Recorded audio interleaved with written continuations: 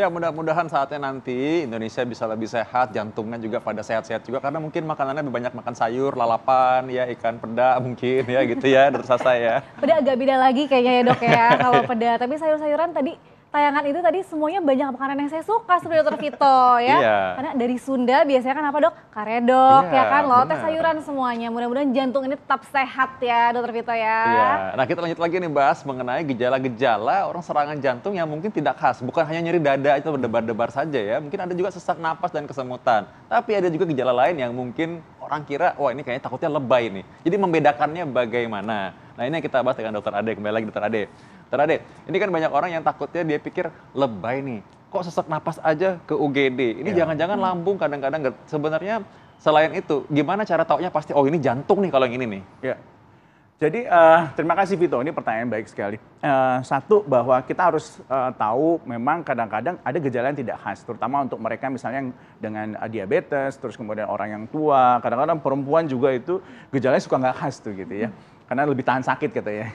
Jadi yang paling penting apabila nanti pemeriksaan nanti ketemu nih, oh aku kok rasanya nggak enak nih, sesek gitu. Kadang-kadang cuman tadinya bisa jalan agak jauh, naik 3 lantai aman, kok sekarang naik 1 lantai udah agak berat nih, sesek nih, capek nih gitu. Itu hati-hati. Terus kemudian kadang-kadang kita juga ngerasa, oh kalau aktivitas kok dadanya agak berat. Ada orang yang beberapa bilang, kok kayak dada saya diinjak gitu dok, gitu ya. Itu juga ngerasa, kesemutan juga termasuk. Nah, yang paling penting sekarang kita mengedepankan namanya prevensi gitu ya. Pencegahan itu nomor 1. Jadi saya sarankan untuk Bapak Ibu yang usianya di atas 40 tahun medical check up. Terserah mau kemana, misalnya ke rumah sakit yang ada medical check up-nya, nanti dokternya akan periksa gitu ya. Biasanya ditanya-tanya dulu anamnesis, terus kemudian periksa jantung, periksa fisik, sampai akhirnya EKG, treadmill, kalau perlu treadmill tuh lari sambil direkam jantungnya, sama USG jantung atau echocardiografi. Nah, dari sana kita bisa lihat nih, ada nggak misalnya laboratoriumnya gitu, ada faktor risiko nggak, itu yang kita cari. Misalnya apa, darah tinggi yang paling sering nih. Terus kemudian ada kolesterol yang tinggi, diabetes misalnya, atau merokok gitu, itu salah satu faktor risiko yang menyebabkan kita harus lebih aware gitu, lebih hati-hati gitu untuk melihat apakah nanti ada penyakit jantung koroner atau tidak.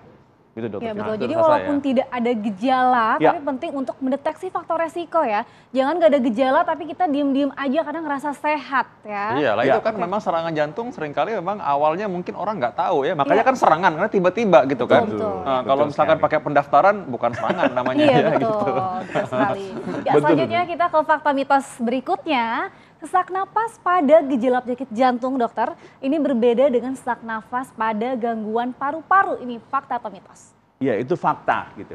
Nah, kita kalau pasien datang dengan sesak napas yang di pikiran kita pertama, apakah ini karena paru-paru atau ini karena jantung misalnya, atau karena faktor lain misalnya gangguan metabolisme gitu ya di tubuhnya.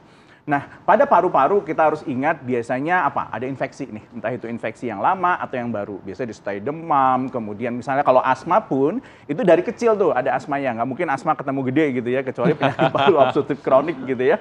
Nah, terus kemudian bedanya kalau pada jantung tadi saya katakan berkaitan dengan aktivitas. Jadi biasanya kalau kita jalan nih gitu ya, tadinya oh saya mampu jalan nih misalnya 3 kilo nggak apa-apa gitu ya, jogging nggak apa-apa. Kok sekarang kok baru sebentar kok udah nggak enak gitu, udah sesek. Nah itu satu, dyspnea on effort namanya. Nah satu lagi, kalau misalnya kita tidur kok nggak bisa bantal satu. Kenapa? Kalau kita tidur jantung itu dia sejajar dengan kaki dan kepala sehingga aliran balik ke jantung tinggi, sehingga beban jantungnya meningkat gitu. Kalau pompanya itu rendah, ada namanya gagal jantung misalnya, itu menyebabkan nanti dia sesak nafas. Terus kadang-kadang kalau malam misalnya, dia suka bangun, kenapa? Karena batuk. Batuk apa? Karena batuk, terus kemudian apa? Dia kok paru-parunya nggak enak, dia bangun terus batuk gitu. Kalau duduk posisinya lebih enak. Jadi kalau jantung yang membedakan adalah dengan aktivitas, dia makin berat seseknya, terus kemudian ada tidurnya harus bantal yang lebih tinggi di kepalanya, misalnya 1-2 bantal atau bahkan 3 bantal gitu ya, terus suka bangun sesak gitu. Nah kalau yang paru-paru, bisa kita lihat ada nggak dia riwayat infeksi sebelumnya atau dia heavy smoker, merokoknya berat, itu juga bisa membedakan. Jadi lebih baik datang ke dokter untuk dicek apakah ini sesaknya karena sakit jantung, apa parunya atau hal yang lain. Ya, yang penting jangan dibiarkan ya kalau udah Betul. sesak ya dok. Sepakat ya. itu. Nah, kalau Anda masih bingung, sekali lagi ya coba check up dulu ya. Karena bisa aja ada orang yang punya penyakit paru juga, Betul, punya penyakit betul. jantung juga, punya penyakit lambung juga, ada juga. Jadi memang sama-sama ada, makanya gejalanya mirip-mirip jadinya. Iya betul sekali. Selanjutnya kita minta tips nih dokter dari dokter. Iya. Minta tips dari dokter bagaimana caranya untuk orang-orang yang mengalami sesak nafas, kesemutan, itu tetap bisa membedakan, dan tadi kata Dokter Vito supaya Dokter Vito tadi Tahu nih kalau misalkan jantung, wah ini jantung nih, saya nggak lebay nih, harus UGD segala nih gitu. Ini memang masalah gitu. jantung gitu. Iya, betul. Tipsnya adalah satu, kenali dulu nyeri dadanya atau sesak nafasnya gitu ya. Nanti misalnya kalau kita lagi diem gitu ya, tiba-tiba nyeri hebat gitu ya. Yang disebut dengan serangan jantung kalau nyerinya itu lebih dari 20 menit. Jadi kalau sakit dada, terus tapi biasanya kalau nyeri dada dibarengin atau kesemutannya dibarengin dengan misalnya apa? Keringat dingin. Keringat dingin itu nggak hanya di tangan, tapi bajunya basah sampai dia harus ganti baju ya, nyerinya lebih dari 20 menit atau sesaknya lebih dari 20 menit, segera ke dokter. Karena apa? Pertolongan pertama pada serangan jantung penting sekali. Kalau kita telat, apa yang terjadi? Nanti pompa jantungnya turun, jadilah gagal jantung. Bolak-balik kita harus ke rumah sakit. Itu satu.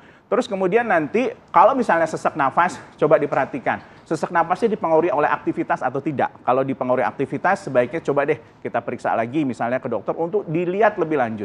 Jangan takut untuk medical check up. Kenapa? Oh nanti saya medical check up sakitnya ketahuan nih, Dokter Vito. Justru kalau kita tahu lebih cepat, maka ngobatinya lebih mudah gitu. Sehingga nanti obat yang diberikan lebih sedikit, tata laksananya lebih mudah. Seperti itu. Nah, itu pesan yang kuat sekali ya buat kita semua, sama-sama jaga kesehatan, karena tahu lebih baik kita mencegah daripada mengobati, lebih baik kita deteksi dari awal daripada harus menangani komplikasi.